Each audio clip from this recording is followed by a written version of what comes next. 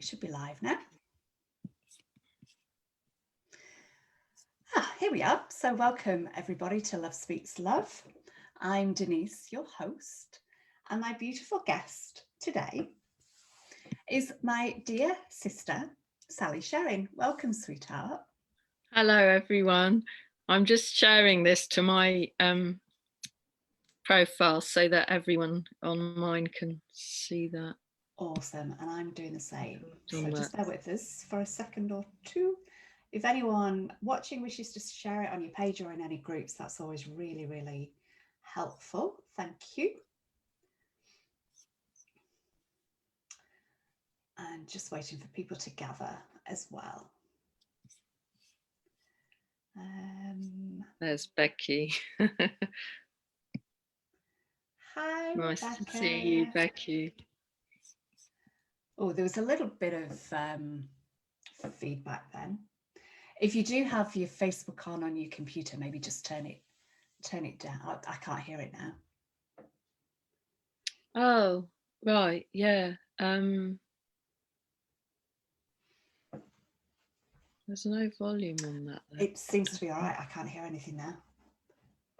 If it's a problem, I'll just go off Facebook completely. It's fine now. I heard something before, but I can't hear anything now. So yeah, I heard a sort of reverberation. Alrighty, so I'll open that so I can see the comments.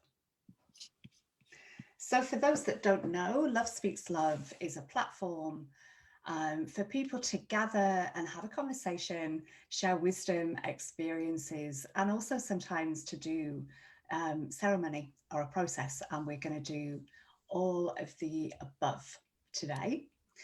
Oh, thank you, Christine, for saying that. And I will just double check that our volume is similar as well, because I can always turn mine up if need be. So just to check that we're on a similar kind of level, because I do have the capability to turn mine up if I'm a little bit quiet. So do I sound about the same, or I can't tell, but let someone say. Yeah, and I've got a squeaky chair. I know that. Yeah. And there's a delay as well, so it takes a moment for any comments to come through. So perfect level, thank you. And what I normally start with is a little heart-to-heart connect, because my dream is that we, as a planet, will be more in our heart space. So the more we practice being in our heart space, the more we are in our heart space, and the easier it is to be in our heart space. So let us all, if you're in a position to do so, bring your awareness to your heart space in the center of your chest. And let us all breathe in love. Breathing love into your beautiful hearts, and breathing love into every cell of your body. Deep into the DNA, deep into the subatomic particles of light.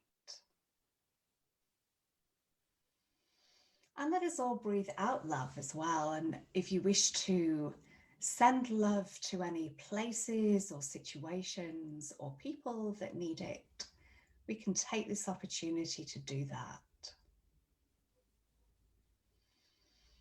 And joining all of our hearts together, joining mine with yours, Sally, and with everybody who's watching this live or on the replay or on YouTube.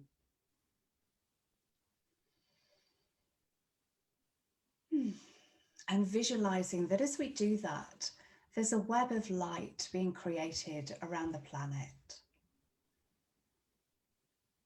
And extending our heart awareness out now to the heart of Gaia. To Gaia's beautiful crystalline diamond heart. And I'm just feeling myself within that heart, completely enveloped in the love of Gaia, and feeling her love moving into every cell of my body.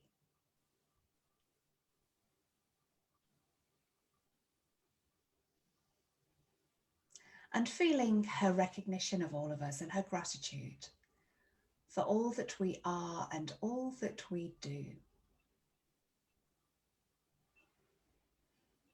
And extending that heart awareness out now to the heart of the sun. The beautiful being of light that reminds us of the light that we are every day.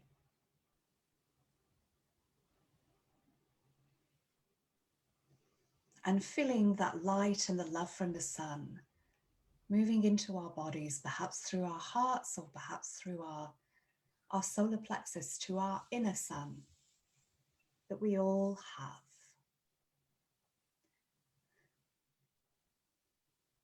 And extending that heart awareness out further to the heart of Source. And just feeling Source energy, Source love, Source light, returning to us into every cell of our bodies.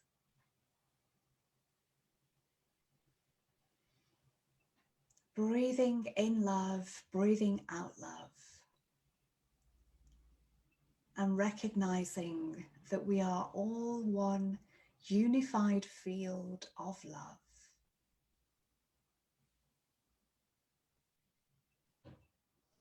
That we are love.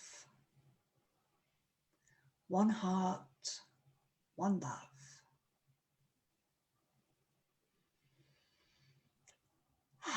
So if your eyes are closed, just opening them whenever you're ready.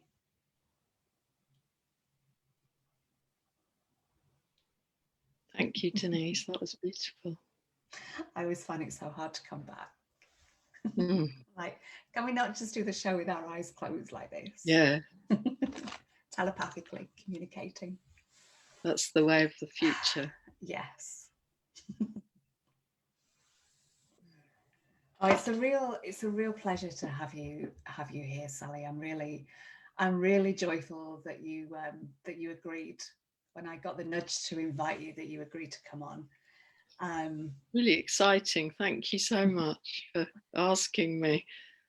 Yeah, it was interesting, the timing with that, because it was quite early on Easter Sunday and I'd woken up knowing it was Easter Sunday with the golden Christed cross within me. I'm feeling it within me, which I do get, but particularly strong. And then I went, as soon as I went online, I don't know what time it was, a little bit later on, there was a message from you. And I thought, oh, that's so interesting that it seemed linked. Those two things didn't seem separate. They seemed to be connected in some way. So, yeah, thank you. And I just follow the nudge really in who I invite on. And I usually do it the week before or the week of. And although I've got a long list of people that I'd like to come on or people that have asked to come on, it's always a very intuitive process as to who I actually ask. That's interesting, yeah. Yeah, because timing's important in many ways, isn't it? I suppose it influences what we do when the time is, if that makes sense. It influences what is being asked of us at this time to step up and actually do, in inverted commas, because we know it's not really doing, but bringing to awareness and bringing people together with an awareness. And yeah, that golden Christed cross seemed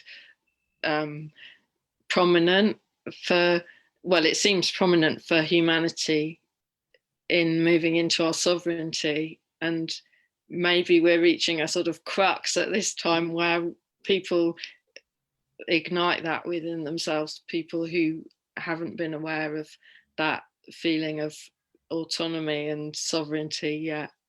And perhaps today will assist other people who aren't listening with the process of osmosis, you know, because it'll go out into the ethers, whatever we do with that today. Yeah, I really feel that. And I got a real, like when you mentioned that, when we were communicating about what we might do, I got a real buzz when you said that. I was like, oh yes, that feels, and obviously it's just after Easter as well, so it's kind of timing wise appropriate from that.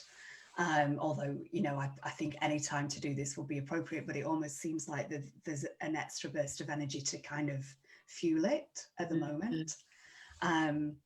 And for those that don't know, one of the joyful things about today for me, because I've got Sally that I'm chatting to now and then Pamela later, is that I've actually met both of you in person, and that's quite unusual. There's not many people that I've done shows with that I've actually met. So we were both co-facilitators at the Voices of the Light Tribe, which was almost 2 years ago. And I had a strong experience. Sally took us through a process that'll probably be, you know, similar in some ways to what you'll do with us today. And I had really quite a profound visualization where I was somewhere and I was kind of in rolling hills, but it almost didn't seem like this planet. Or if it was this planet, it wasn't this time on this planet. And I got a strong message that one of the crystal shops in Glastonbury had a particular crystal for me, a quartz crystal. And I knew which shop I had to go to. And I skipped the next, whatever was on after you. I was like, I've got to go now. Because I knew he was like, he open the next day. And, you know, being the eager beaver that I am. And I was looking through all the crystals, and obviously he's got a lot of quartz crystals. He was opening drawers for me and all sorts. And then when I saw this one, and the message that I got was that I had put some codes into a crystal at some point, and that I was picking these codes up. And this one, it's a double terminated quartz, but it's got fluorite, inclusions of fluorite, which is quite unusual. And fluorite is an octahedron shape as well. And I'm all about the diamonds. I'm all about the crystal octahedrons. And I knew as soon as I saw this one that it was this particular crystal. So this has got the energy of all that we created at Voices of the Light Tribe as well. And it's, you know, it's only little, but it's a powerful little stone. That's fascinating, because I'd forgotten. I'm sure you told me at the time that you'd gone and got a crystal, you know, because we connected afterwards and chatted, and you helped me with something in my shoulder in the park afterwards, which was lovely. And we did some light language into my shoulder. And then I'd forgotten all about the crystal. Sorry? And then we went for dinner. Yes. Yeah, it's funny. I mean, it doesn't seem 2 years ago in many ways, because last year seemed to just go by differently, didn't it? So the year we're talking about, not 2019, was the kind of last proper year of doing all those things, wasn't it? Yeah. Yeah, and what a powerful gathering that was. And that was where I met Rebecca there as well, who's with us online. And it was just, there were just so many people. I met Sahara for the first time. It was a real potent gathering. I still can't quite get my head around what we actually did there, but I know it was immense collectively. Yeah. All the energy, you know, there was 22 co-facilitators, I think. Yeah. I think that's right. There was a lot of from all over the world. Yeah. People had travelled quite far. I was quite surprised. I'd only come 2 hours, you know, but people had come from, well, Anrita from South Africa, but lots of other people who'd come to co-facilitate. Yeah. from all the corners, and just amazing effort really to all be in one place. No wonder the energy was high. Yeah. And I kind of feel that was a bit of a turning point for us, gathering ourselves together, because I think we were quite dispersed in the country. You know, a lot of us doing this work, it felt like it just was a starting point for us to really begin connecting. And I know that's something that you like to do, to actually bring people together and gather them. Yeah.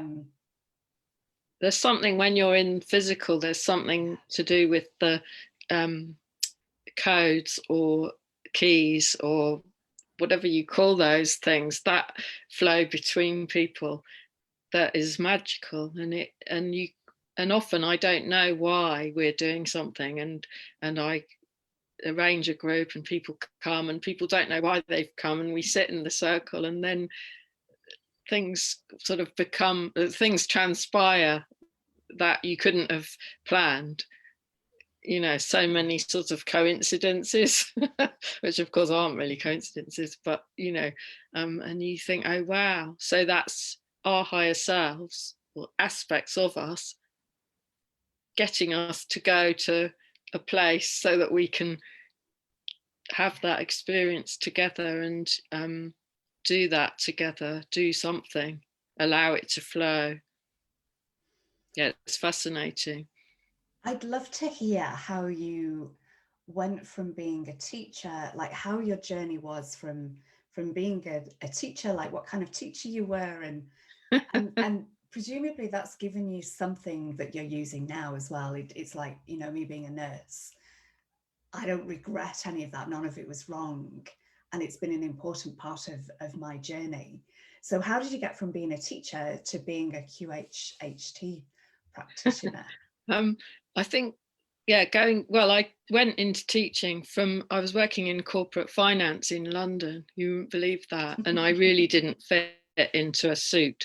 People wore, you know, skirts and jackets and heels. And that was in my late 20s. And that really didn't fit. I always felt out of place and uncomfortable. And so anyway, I came to Southampton to do a teacher training course. And I think, yes, that has, when you look back at what you've done, it's how you got where you are. That really helped me face my fear of being in front of people. We were talking about that just now, this fear of speaking and hearing. I mean, I can remember hearing my voice shake when I had to do a practice lesson in front of the other students, you know, and there was only like 20 other people like me, but I was so fearful, and that my legs were shaking. And so all of that was like a baptism, a kind of like baptism or initiation, which at the time I was completely unaware of that. I just thought, oh yeah, you want to do teaching, you've got to. And sometimes I thought, why are you putting yourself through this? Why, you know, you're getting so scared. But I was like, no, I've got to do it. I've got to prove to myself I can do it or something. And then yeah, so I did teaching for 5 years of junior school age children, which was very rewarding. But the paperwork, I've never been someone for structure really, so the paperwork and that all felt wrong, and I see now why that all felt wrong. Assessment, that's just so old paradigm really. It doesn't feel right. And then so I left teaching, and I the jump out was to, what I managed to get was a franchise business teaching drama, self-development through drama, with the same age group and a broader range. So it was like age 5 to 16. And I loved that, in 3 different age group sort of groups. And that was brilliant. And I did that for 8 years. And that really, really helped me with my voice, which I still wasn't aware of, that I had to work with my voice. I still didn't understand that. And we actually did exercises with the children where you hummed. I mean, looking back, it's all so synchronicitous, because you had to do these, they were called forward placing exercises, where you hum until your lips tingle. And then you forward place the sound so that you can project your voice out. And now my lips tingle all the time, and it's the frequencies that like coming in, or raising yourself up to them or something, and they tingle all the time, you know. But I just did that because that was the structure of this franchise, and I worked with the children and loved it. And then I stopped to have my daughter, or I'd had her, and then I stopped. But that was, I think having my daughter was the kind of move into the light work, really.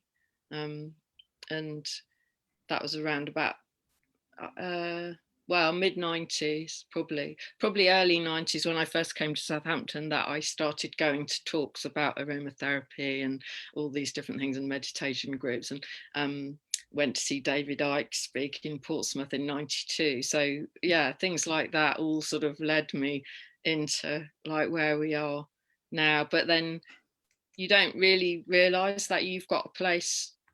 It's all right going along with, like, listening to Diana Cooper when she came to Southampton in about 2003, I think that was, and you know, going to things and sort of thinking, oh yes, I can sort of go along with it. And then it's a bit of a jump when you sort of actually feel the urge to, oh, maybe I'm supposed to do something.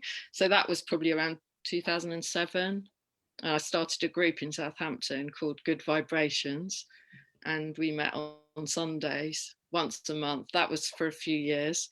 And what I noticed with that was that the things that happened there happened in the tea breaks and the times when we weren't actually having a speaker. So you'd stand back and see people having their cup of tea and biscuit or whatever, and they'd be doing tapping on each other, or you know, sharing knowledge, sharing information, and that was just beautiful. And I realized that I was, some part of my path is to like hold a container for people to have experiences with each other, cross connect with each other.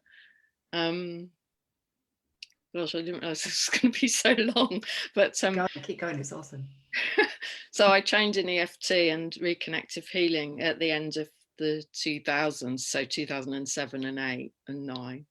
And reconnective healing jump started me into vibrational healing really strongly. I found that when I was doing EFT, my tips of my fingers were vibrating, and so that gave me the realization that, oh, okay, you can't separate these things. You can't do that modality and that one and keep it separate, because actually it's all one, and everything's all one. And that is a big understanding, I think, that came, that we're here to sort of uncover our innate talents, really, and that they are all linked, and we're here to work with each other. And then Dolores Cannon came to the UK to train people in quantum healing hypnosis technique, which I happened to hear about in another string of coincidences, really, and found that I could go, which was amazing, to learn that technique. This is 10 years ago, in 2011. She had been doing it for a long time already by then, and what she's taught is to lead somebody into it's not really, I don't like calling it hypnosis. It's what it is it's a deeply relaxed state, which is actually where you heal.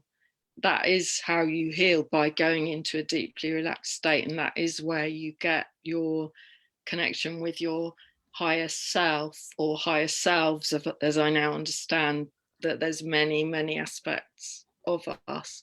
So it's all been piecing together this information and understanding more as I've gone along.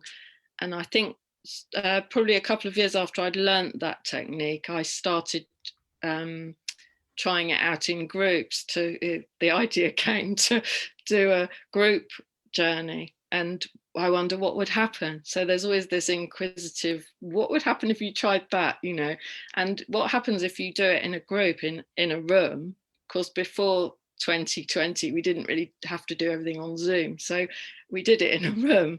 And what you would find is that afterwards, somebody over there had had the same experience as somebody over here, or a similar one, like they'd both been to the desert and to the pyramids, or, you know, and there would be a theme emerging. So that's really interesting, how you're brought together to do some sort of role, task together, and um, you gradually piece it together afterwards, which I love.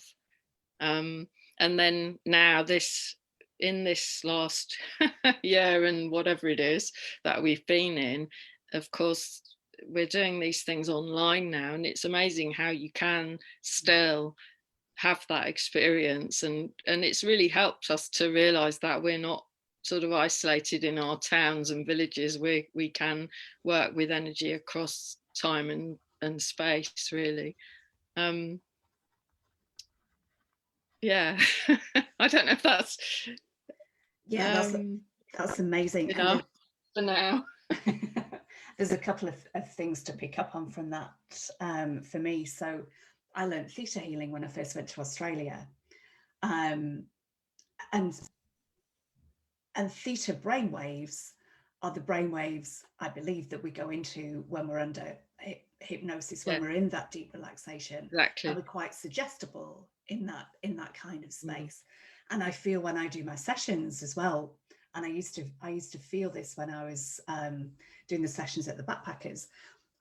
Where I did my sessions was outside. There was a car park behind me, and there was a busy path on the other side. So there were quite a few distractions, but people didn't tend to notice. I'd notice, but they were in such a deep state that they wouldn't notice. And you could just tell, partly because my brainwaves synced, I think, with theirs as well. So I could feel when they were kind of like going in deep.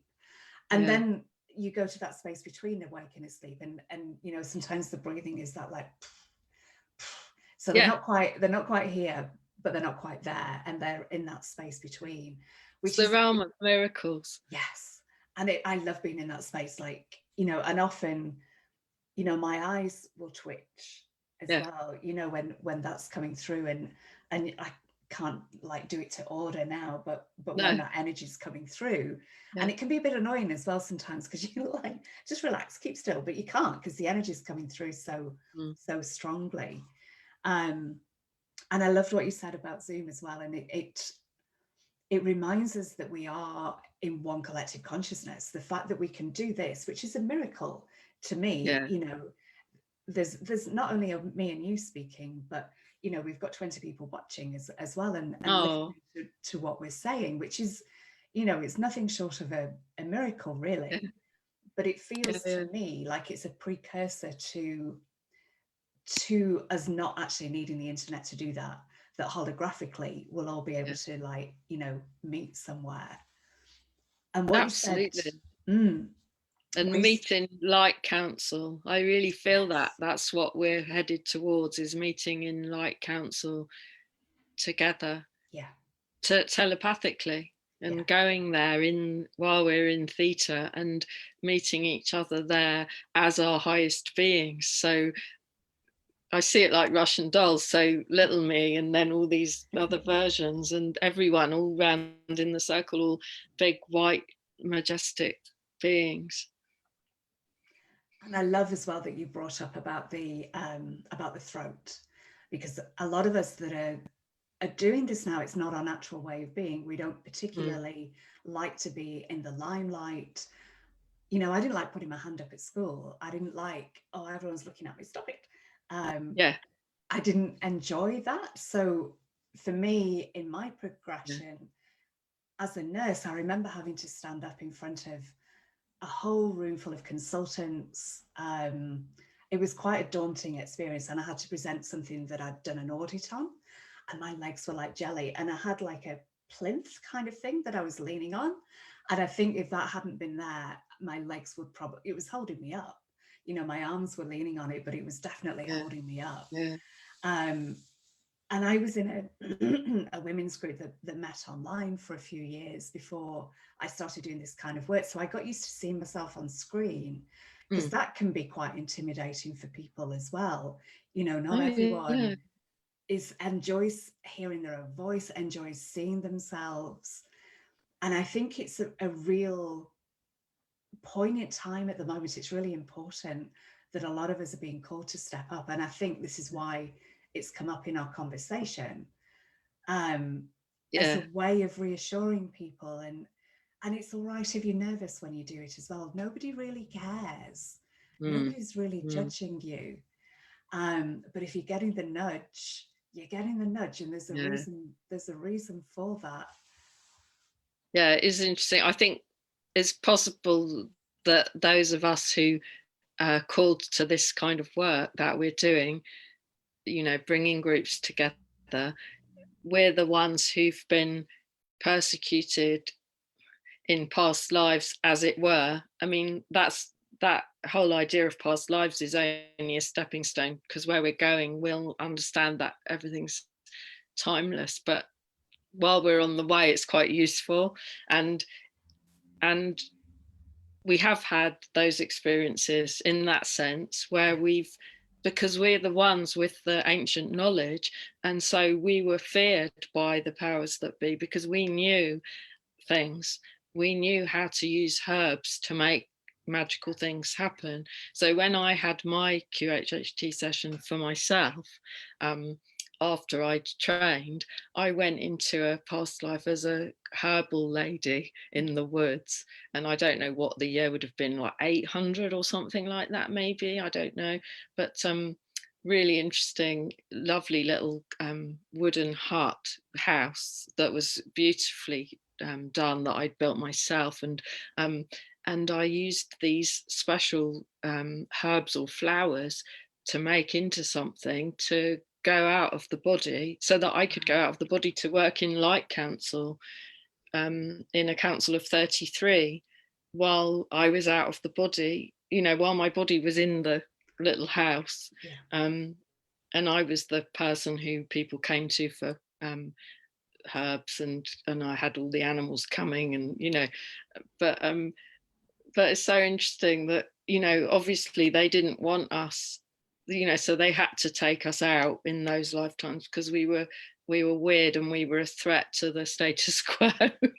And but now there's so many of us. That's why those of us who've had those experiences have come here now, because then we're all here at once to really feet on the ground doing the work. And there's too many of us to kind of, like, you know, they can't get rid of us all because we're all stepping up. But we have all got this throat thing, or lots of us have, or still working with it a bit, you know, and it takes a lot of work to actually clear that completely, I think. Yeah. It's layers, isn't it?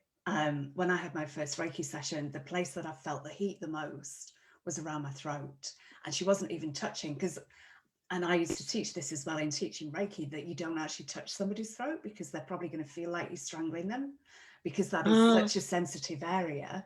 Yeah. So my hands were like here, but the heat, even from that distance, was incredible. And I used to get a lot of wisdom teeth infections, tonsillitis, like it was a lot of throat stuff and sacral. And to me, those two tend to be linked. And I used to find that in sessions, that if someone had something with the throat, always their sacral would be imbalanced as well. And to me, it's like the creative ideas and creative expression. Like, I feel like we incubate our creative ideas in our womb space, whether or not we're male or female, we have a womb space, but then the actual expression of that is through our throat. And it has to come out. Yeah. And because it'll get too full in there and it'll get stuck in there, and you won't be able to create more because you won't have any space. So you've got to let it out. Yeah, that's brilliant. Actually, I hadn't really made that connection. Yeah, that's lovely. And I still wake up in the night with the throat, I don't know what you call it, a throat sort of pain, I suppose you call it, like wanting to sort of growl it out. It's sort of like a type blockage thing. and it's not a sore throat once you wake up in the morning. It's just a thing that's been trying to clear in the night. So there is still more of that to go. And there's probably people listening here now that are maybe almost wanting to like step up and run a group or speak or do a thing. And, you know, maybe that's why we're having this conversation, that it helps to see that we're not sort of born leaders. I'm certainly not a born leader. I was so shy as a little girl, you know, I didn't open my mouth. And I was the odd one out at school, and, you know, so, but I think you sort of get to a point where you have to, it has to come out, and because you feel it's relevant or something to what's going on. Yeah. And there's something, just going back to what you said at the beginning about humming. So when you hum, and maybe, you know, maybe people might just want to do this now. So, and you can feel the vibration in your throat. And something that I've been doing is going deeper. So bringing in these really deep, not quite raspy sounds, but bringing in deeper and deeper sounds. And you can feel the reverberation going deeper down your body. And it feels like it's really opening stuff up. And something Dr. Joe Delaney said to me was about doing that, and almost like Tibetan throat singing. So I've been doing that, and it's really interesting to experiment with your mouth and where sounds actually come from, in not just in your mouth, but at the back of your throat, going up towards, you know, like the back of the nose, and also deeper down as well. It's really interesting where you find that you can make sound from. Obviously it's from your larynx, but it's like the reverberation is from other places. And when you hum, that sound is going into your body. So it's actually healing on the inside. Like when you sing out, as you said before, it's about learning to project your voice. But when we're humming, it's actually really working on our internal organs. And then it's a healing vibration. Yes. Yeah. You can try different notes, like, you know, when you hum a certain note, where do you feel that in your body? And that's probably the same resonance as your energy field in that area. Oh wow, that's so interesting, Denise. I love sound. Sound floats my boat. So I wanted to ask you a little bit more about the Qhht, because people may have heard of this from Dolores Cannon and also from Alison Coe, because she's been very that's right, public and bringing Qhht to the public domain, and she shares some of the experiences that her clients are happy for her to share, which is sometimes going in the past, but sometimes it's going in the future, and it's very, very interesting. Do you have similar experiences when, you know, without obviously breaking any confidentiality, but do you find that your clients have similar kinds of experiences to that? It's interesting that the clients' experiences have actually progressed since I've been doing it. Wow. So the people who come to me are more ready to explore greater things, you know. At the beginning, so it's 9.5 years since I started practicing, and at the beginning people would come and have a past life, and it's beautiful. You heal things that you're working on now, or you might be unaware that you're working on them, but they're coming up for you now in this life, and you'll have a life that matches, and it helps heal that thing. And so that was how it was, and that was what she taught. Beautiful. And then gradually, as I grew, the people who came obviously came with a higher vibration because mine had gone up. And so yes, now the experiences are, I mean, amazing, really. I'm trying to think of a recent one. I mean, I haven't done as many through these months of not having people, you know, supposedly coming to the house. Well, that's a whole other story. But yeah, going swimming with the dolphins, you know, going into a crystal, which you wouldn't, if it was solid, you wouldn't be able to go into it. But, you know, those experiences where you go into the vibration of a crystal, and you meet other aspects of yourself. We've been to other planets. I was just about to ask You know, that. the red people, the green people, different clients who come have obviously come through a system to get to Earth, or different systems to get to Earth, and they'll go to one of them to collect an experience. So one lady I'm thinking of came, and everything was green, and it was a green planet, and the people were green, and they were her star family, and they said that, and they said, you can always call us and we're always here, you know. And often the client doesn't want to come back here after, you know, doesn't want to let them go and say goodbye, because it feels so real when you're actually with them again. And they do feel more complete afterwards when they come out of it. They do say, oh wow, I feel different because I know they're there now, and I've never been, and I've always felt homesick, but I've never been aware of like who they are. And you know, there's been so many. I've had people who've met a relation, like one lady who came whose brother had died when she was 15 in this current life, her real brother in this life, and he'd died when she was 15, and we met him, as he is now, flying around with her, and he showed us that he sits in the passenger seat when she drives on her own in her car. He sits there with her, you know, and she didn't know that.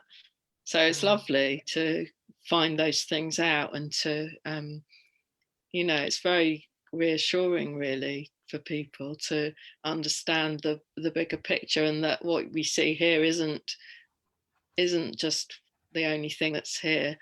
And we have had some new earth type, like Alison talks about, you know, the new earth and the kind of futuristic ones. I probably haven't had as many as she's done, because I think she's prolific in her output of how many clients she sees. But yeah, I've seen this was quite a long time ago actually. One lady, a friend who came, lived in this environment or planet or light city really, with beautiful buildings that were white and that glowed a bit like marble or something. And she went, she slept in a sort of pod that was just for her, but when she went out, it was all, everything was collective, like everything was everyone's responsibility. And it really feels like the future, because you know, you saw a piece of litter and she said, oh well, you just pick it up, you know. I mean, you hardly ever see one, but if you did, you would just pick it up, you know, and that's everyone's responsibility. And she went into a library, and full of information, and to get the information you just put your hand over the like a book it was, but it was more like a sort of like a tablet or something, I suppose. Just get the information through your hand about a particular topic that you were learning.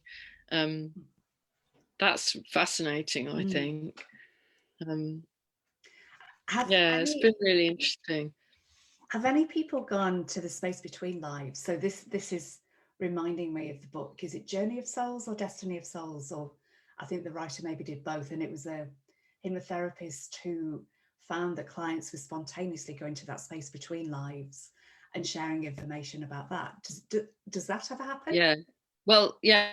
What the kind of textbook Dolores Cannon regression goes, you take the person in, they go into a past life. They don't all go textbook, but if it does, they go into a past life, see a few points in it, explore it fully, explore the death. That's the really important bit, the death.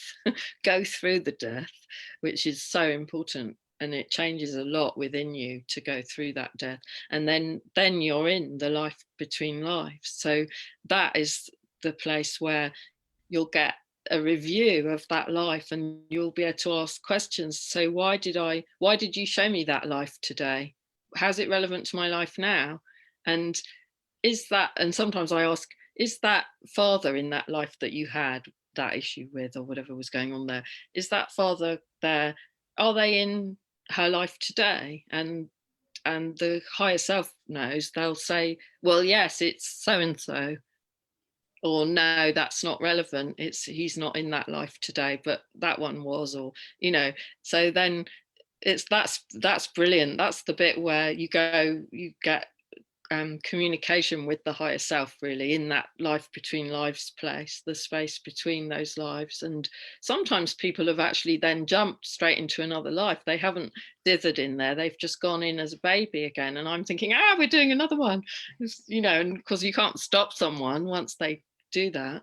But we always go for healing, like a sort of healing chamber. If it doesn't spontaneously happen, I'll say, in that space between, you've come to a healing chamber to recover and rest after that life. And then they'll talk about what they did there that fulfills their kind of overall like agenda, why they had those experiences, because of what they're doing on their whole path.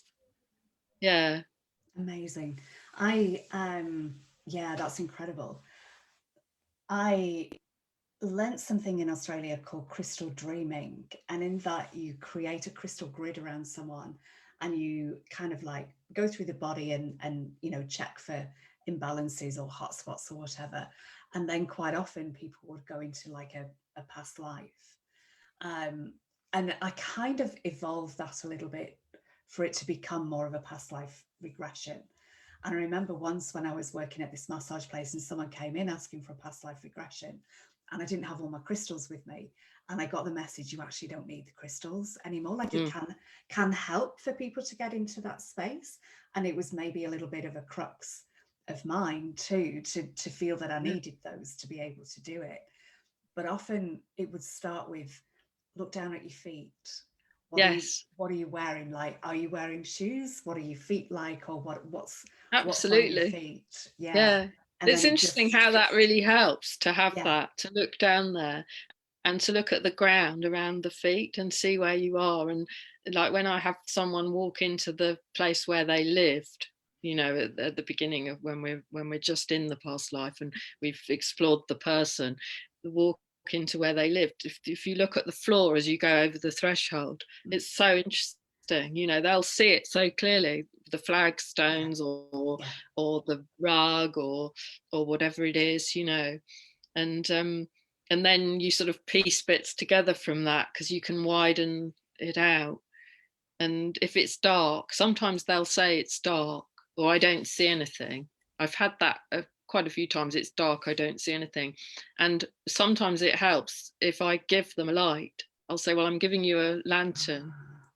And that has helped several times, actually. I mean, it can be that the person hasn't seen anything at all because there isn't anything there yet. But it can also be that because it's actually they've gone in the night time in a situation. And one was a servant girl. I gave her a lamp, this client, and she then saw this flight of stairs leading down into this cellar in the dark where she didn't want to go. And she was the servant girl. She was the bottom of the servants. So she was the one that had to go to the cellar, and there was no electricity or anything.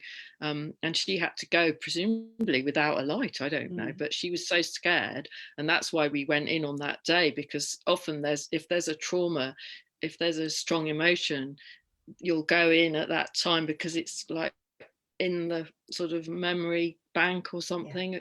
You often go in on a kind of something's happening, and she just said to me, I'm scared, I don't want to go down those steps. And we explored what she was wearing and that she didn't have to go down yet, and who was she, and she was sort of 14 and she'd only been working there for a little while, and they made her go to get whatever it was, but there was rats down there, and so there was all of that. And then coming back up, and then you can see the big house and what the bit where she slept and everything. And but so fascinating. And the other thing that's just come into my head, in the Life Between Lives, what you can do is talk about the patterns in the generations. So it could be, sometimes there's sort of mother, daughter, grandmother, female ancestral line patterns where people have had this similar thing happen all the way down, and you can sometimes do a thing in that moment that will go back up the line to those other grandmothers. Yeah, you can ask. I mean, now I often ask the client's higher self what to do, whereas when I first started, I suppose I thought I was supposed to know the answers and I would suggest things. But I think now I've become more confident with letting them take it, and using such open-ended questions that anything goes, because it can literally be anything and you can't make sense of it in the moment. And it's not my job to make sense of it because it's their whole story. So, and whatever they experience will help them to come to a realization of more of who they really are, all down in this little body here on earth at this time, which isn't what we are really, but we feel that's who we are, but actually we're huge. And I think I find it hard to reconcile the size, the enormity of who I really am. So when someone like you says, will you come on my show, I'll go, oh, I don't know if I can do that, but of course that part of me knows how to do that. Yeah, beautiful. And it's, I love what you're saying there. And also this energy that's held within us. So it's in our DNA. If it's an ancestral thing, and clearing the energy here and now clears it along the lineage. Or if it's a past life, it's like it's still in our DNA. It's like we bring it in with us because it didn't get sorted in that one. So we can sort it in this one. And also another thing I've started wondering and sort of realizing now is that past lives and ancestors are one and the same thing. Yeah. And I used to think they were two different things, but it's kind of crept up on me, that realization, all these things you learn just by going along, really. But, it really makes sense once my ear's really buzzing, actually, having just said that. That's interesting. The ancestral lines. So you could probably actually jump to a place, to a particular, I nearly said that in French. That's interesting. I don't know how you say it in English. It's a great grandmother.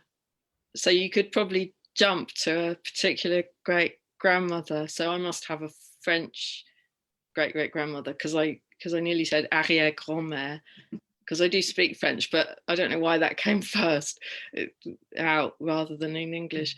So you could jump to her, and there would be something where you would collapse time between you and that great grandmother, and then all the other mums and grandmothers would have some sort of resolution in their places where they are. Because when we end the Qhht session, we always say thank you to all the aspects and all the entities that have come forward to speak with us today, and we always release them with love back to the places where they belong to carry on with their journeys, because we can't assume that by gathering them all up and saying, here we are, isn't this wonderful, that's what they're gonna need to do. Because if they've got, say it's an ex-husband, a husband from a past life who's on a different journey now, they carry on in space-time doing whatever it is, learning and carrying on. So but it's interesting when you do that, because often the high self will say, it's been a pleasure coming together to speak with you today. Like when I thank them, they often say it's been a great pleasure to to bring ourselves together to speak with you today. Wow. Yeah. I hear what you're saying about the past lives. I mean, and even the wording past lives, they're all happening now as well, which is, you know, like you alluded to at the beginning as well. But it doesn't really matter. If it's in the collective, it can be affecting us. So it doesn't really matter if whatever that is having an impact on your life now, it helps to clear it. Mm. Now, Yeah, and by everyone going for these sessions and things like that, we're all helping each other, aren't we? Yeah. Because the energy will permeate out to people who are having similar experiences, and there's only a certain number apparently of sort of archetypes of experience, you know, so it's amazing really how that'll have a multiplier effect on the whole of creation. Beautiful. Shall we start the process? Okay. So I was going to say to everyone, if you're in a position to be able to lie down, obviously not if you're driving or something like that or cooking, but if you're in a position to lie down, it would be really nice because you would be able to let your head go, and then it's easier to get into theta, and you'll feel the frequencies. So there's going to be, it's not just words, there's going to be frequencies coming through as well. And Denise and I have both realized that there's going to be a bit of both of us in this. It's a sort of collaboration of whatever it is, really. Yeah, and I'll bring some light language through as well, just to so you're prepared for that, whatever that sounds like. And I'll probably mute myself while you're speaking, and then when you give me Oh, the okay, nudge, that's a good I'll idea. unmute. So when I'm silent, it's because the frequencies are coming through and I'm allowing you time to have that experience, but nothing's right or wrong. So if I say a thing that sounds not what you're experiencing, then go with whatever you have in front of you. And you'll always be safe, and you'll always be, you know, secure in this space that we've created here today. So you can't, no harm can come to you. So when you're comfortable, take 2 or 3 nice, deep, easy breaths.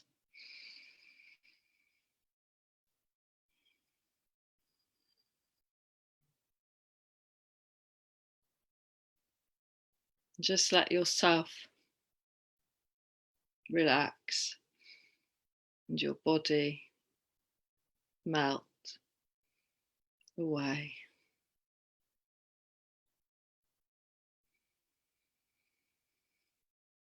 And I'd like you to imagine a beautiful pyramid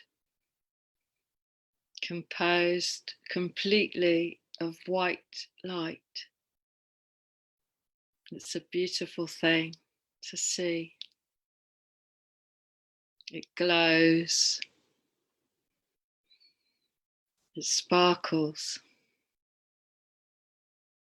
and it shimmers. And I'd like you to place this white pyramid of light around you so that it completely encloses your body,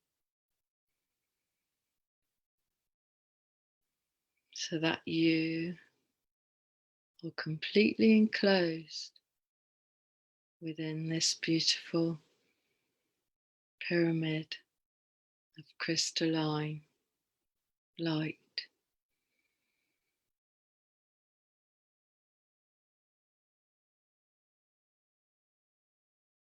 This crystalline light is a very powerful force.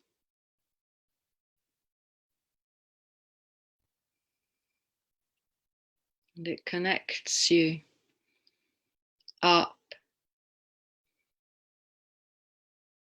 through your chakras,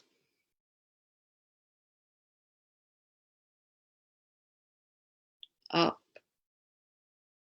to the higher dimensional aspects of you.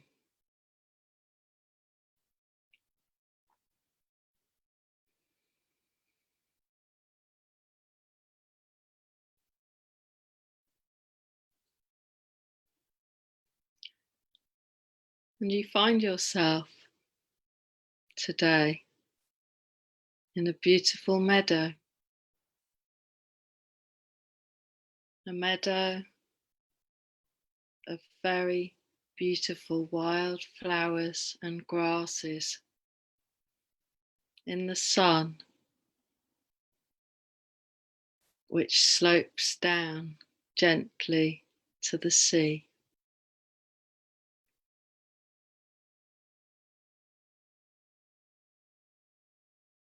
It's a lovely calm day, and you may feel a gentle breeze on your face.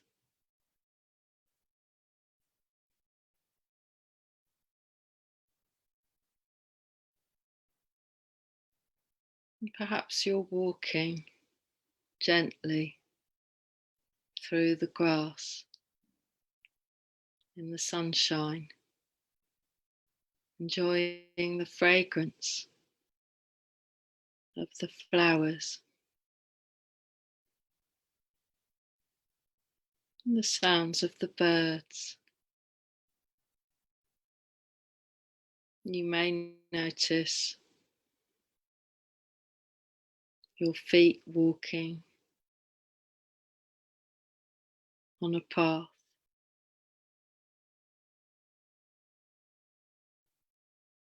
You may catch sight of something you're wearing around your legs.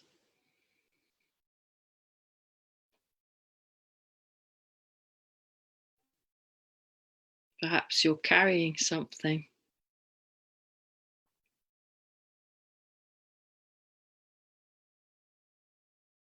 And I wonder whether you might have anything around your neck.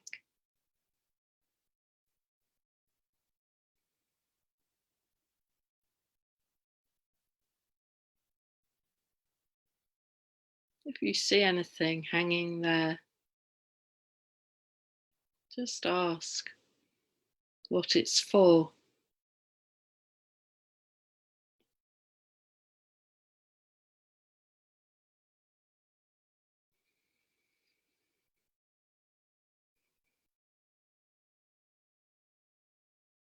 So here you are in this beautiful meadow, and you may like to stop a while and sit down on the soft grass, perhaps on a bank where you have a nice view of the sea. Or if you prefer to stand, that's fine. Or you might even like to lie back. Whatever takes your fancy. There's no one else around.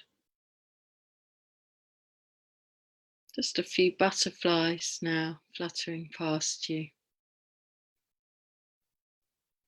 And with each breath you take, you're aware of relaxing even more deeply.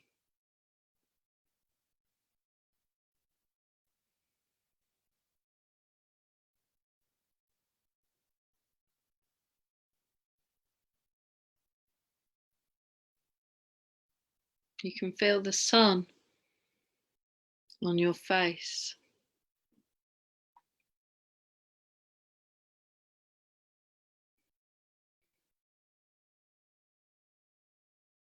Just allow that sun to permeate your skin.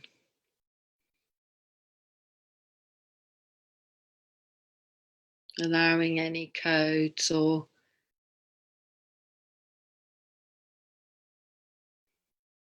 messages to come in or to be spoken to within you. by that light, by that energy.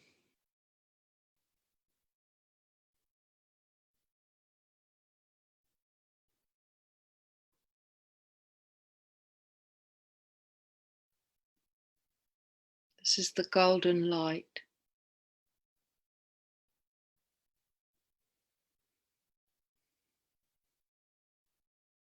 which runs through your human template. You may be aware of a line or band of this golden light flowing in through your crown chakra and out through your root into Mother Earth.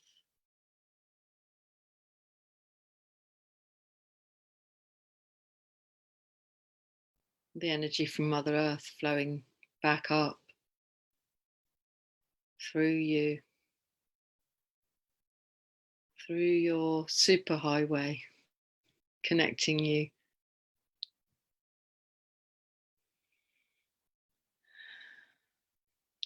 to the other worlds, the other frequencies.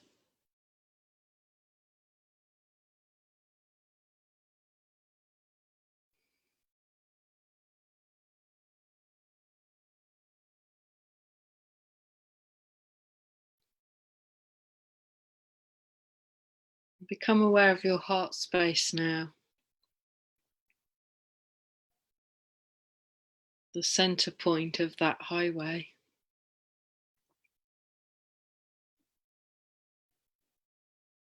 Your beautiful golden heart space, which is being opened in these times, which is being expanded in these times of challenge on planet Earth, these times of emotional upheaval, which you have agreed to witness here.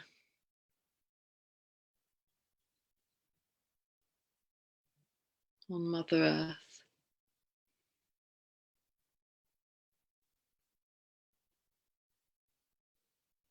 Your beautiful sacred heart space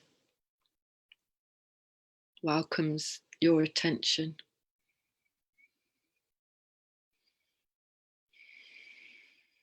You may become aware of a lateral energy flowing out from your heart across your chest in both directions and out through your arms, through your hands. Golden energy flowing out.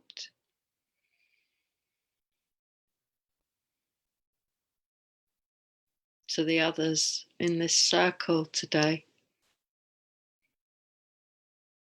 to the others in your human reality who maybe are unaware of all of this, to the others in your village, in your country,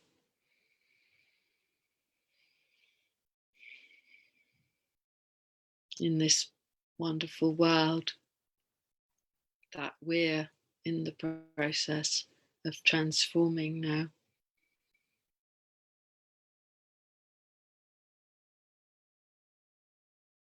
And so if this resonates for you, there's the golden Christed cross, across and up and down within you. Feel it pulsating as you bring it to your attention.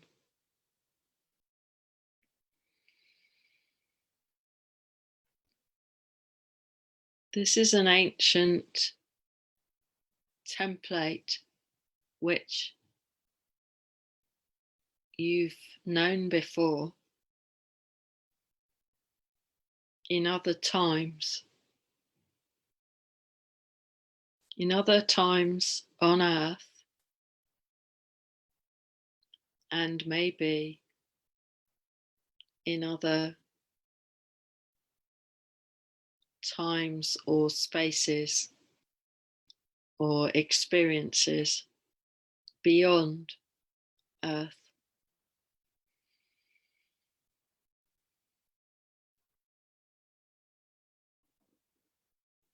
And it could be that everyone here in our circle today and who listens later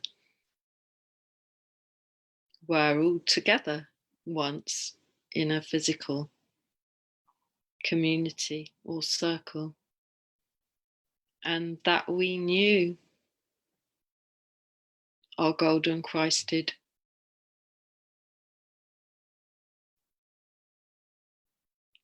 beingness, and we understood it.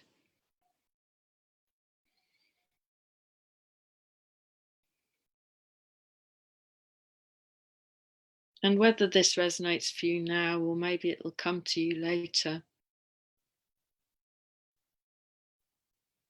there might be something about this golden Christed cross which is asking us, asking you to step into your strong, sovereign self, your golden, Christed, sovereign self, to realize, to see that this is who you are now, here in 2021 on planet Earth. This human template, flowing Christed codes. Maybe that's why you're here.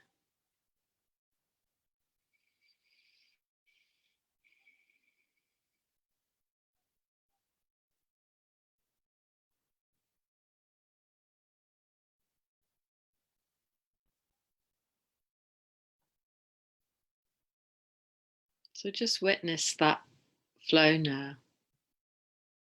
And I'll hand over to Denise to see what wants to come. Ial aranokoia kiata. Mi be aranokoia kiara. Me asht oron oi it era. Mokol ara. Makole kiara. Ip at ot orena. Kadedat oi.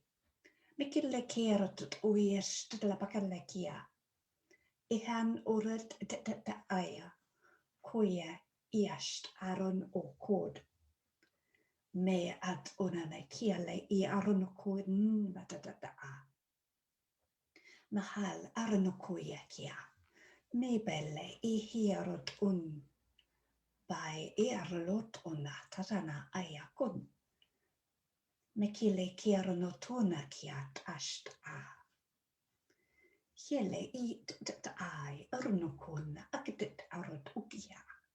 Ama hiele irot toara nakitit lebe. Barlaki arot guist. Ma ke harana gut ut oran. I ke han ukuleki at no kukukula. Me harana kui ist. Ma karle pe harana kadete arot leki arot at. Leki arana gut ut ura. Barlaki arana gut ura.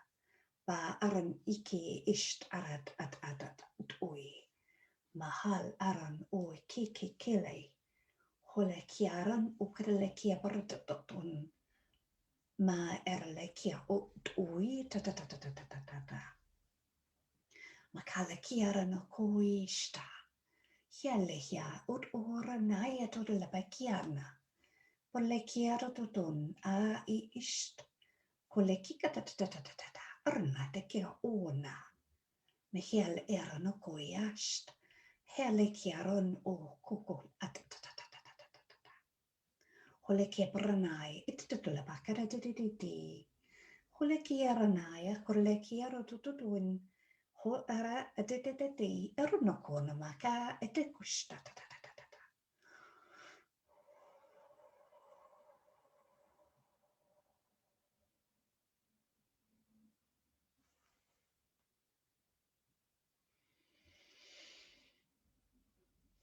Back to you, Sally. Thank you.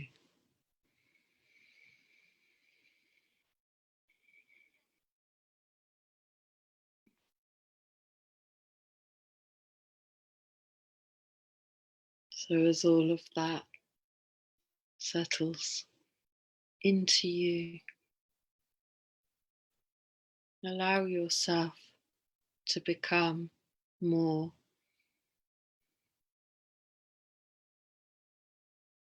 and allow yourself to recuperate at this time in these regenerative frequencies, because you have been working hard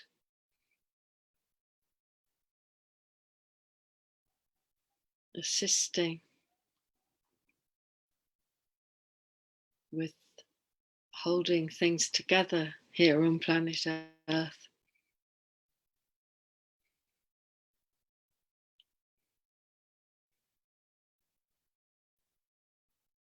And we know it's tiring and challenging for the physical body.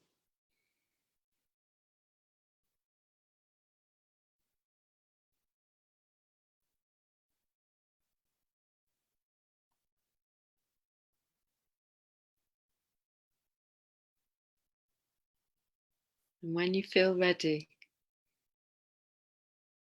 you might like to take a little wander down a very gentle cliff path to the sea now.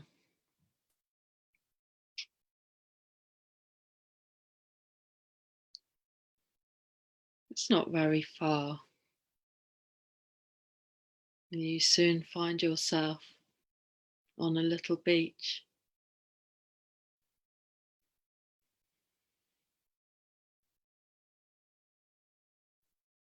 With the turquoise water gently lapping into the little bay. You may like to just step towards the water and allow your feet to immerse there in the clear, calm, turquoisey liquid.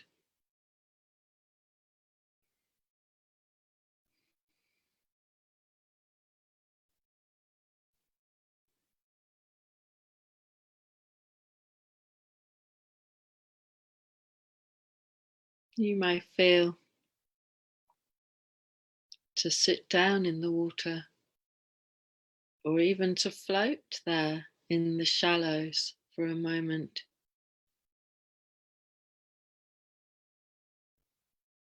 Allow anything which is coming up to be released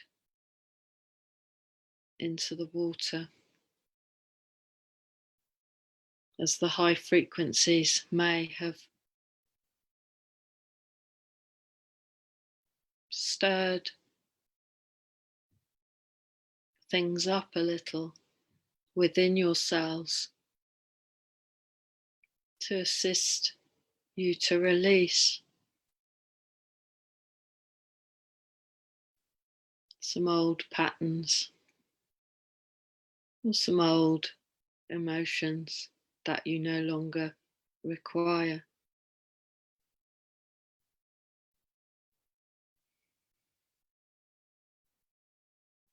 You can simply intend to let those flow out into the sea. You don't have to feel them, but if you do, that's fine. And if you feel any tears, that's beautiful. To release them there into the water, giving back to Mother Earth.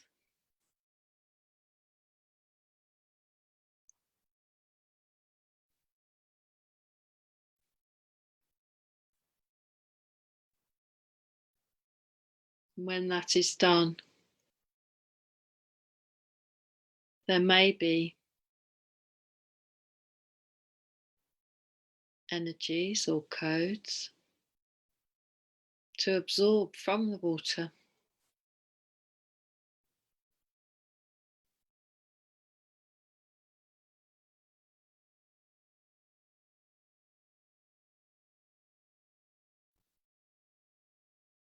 So I'll leave you for a moment in the water and see if Denise has anything to add there. Yal eron oyaka oran. Belaya tararana kia titiro dudura. Pipa bahai le koran. Makala koist are iaki kidera da a. Mikele kia stara. Une kiama. Ubralai nato no koya. Mikia hala koronokum. Belikia. It ironokoi. Mahal ehiant oi it ara. Bel it e lai konokula. Mikile it nanaya konokoya. Eshtara. Mikile kiaron. Hoi halakiana tunaka a. Hiale hiat oi nakanakai. Mele orant oi tat aya. Hiale hiana hiano. Hoi. Aiolo. Miana.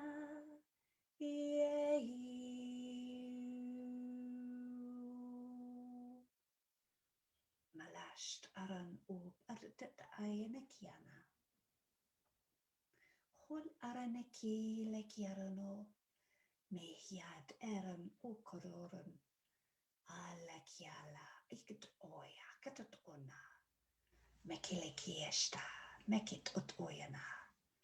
Mukolekiana tatana kia. Mi arnoye tanaka. Mukoloko un at ia. It a.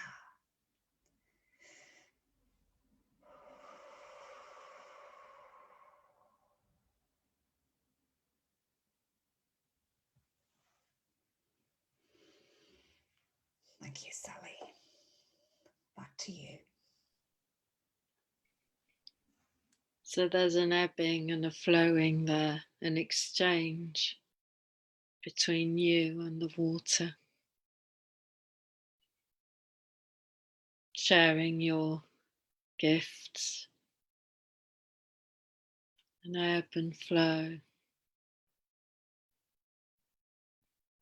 bringing you back into balance.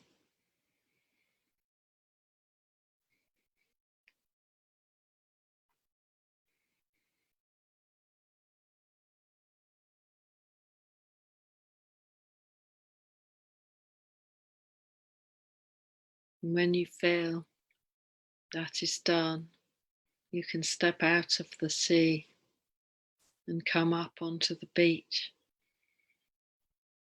and perhaps sit on the beach for a moment, listening to the sound of the water, and giving thanks for what you've been part of with these beautiful elements today.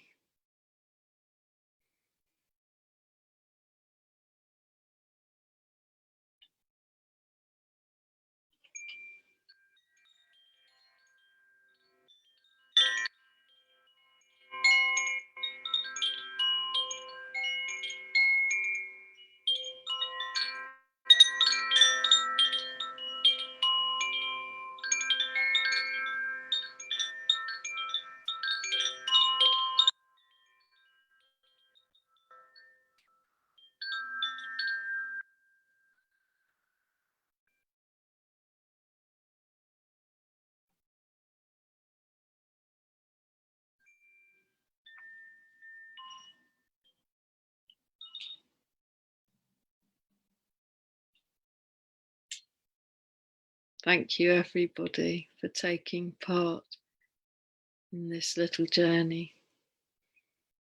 And as you come back, you may wish to, after we've finished, jot down any experiences you had, or any nudges or messages or visions. And if you fail to, when you go to sleep tonight, ask for more if you fancy that, and then have a notebook by the bed, because you probably get more. Thank you, Denise. That flowed perfectly. Oh, thank you, Sally. That was so beautiful. I'm going to re-listen to that at some stage and just bask in it, just float in it. Thank you so much for being here today and sharing space. I feel honoured that you chose this as part of your coming out and reaching more people. Oh, well, thank you, Denise. And I haven't watched all of your shows because you're so prolific in your output that I hardly see. I don't know how many you've done, but lots. I think this is number 82. Wow. Goodness me.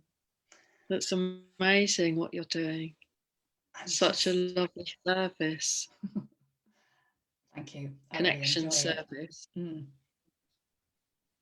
Yeah, just as I looked over at my phone, then there was 22, which feels very, very balanced. We like our master numbers. Yeah, absolutely. Well, thank you so much for having me. And you've got Pamela on soon as well. Yeah. Yeah, Pamela's with me in half an hour. So thank you, Sally. Thank you, everybody who's been with us live, and everyone who joins us on the replay as well, and those that watch on YouTube. And yeah, let's collaborate again sometime. That was awesome. That would be lovely. Thank you. Thank you, everyone, for listening. And thank you, lovely Denise. My absolute pleasure. And we will see you soon. I'm going to stop the live stream. Thank you, everyone.